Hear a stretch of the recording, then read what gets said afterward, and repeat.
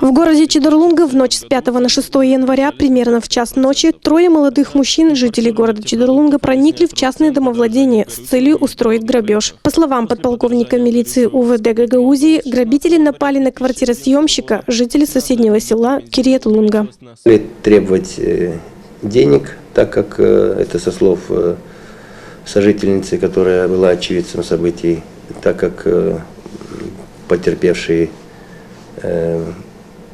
погибший, имеется в виду, ранее, неделю назад, как вернулся из Москвы, били его при помощи предметов подручных, которые находились в доме, то есть стулья, вилки, ножи, отвертки и тому подобное. От полученных ран и телесных повреждений потерпевший скончался. Как комментирует сотрудник полиции, злоумышленники пытали жертву, чтобы тот сказал, где деньги. Телесные повреждения, то есть их количество и характер, их локализация, у него обнаружены множественные ушибленные раны лица, головы, переломы ребер, обильное обширное кровотечение.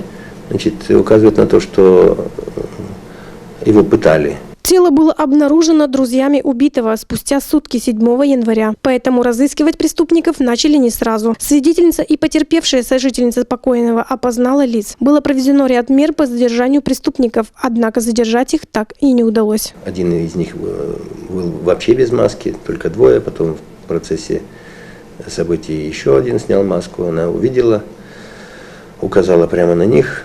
Однако задержать их не удалось.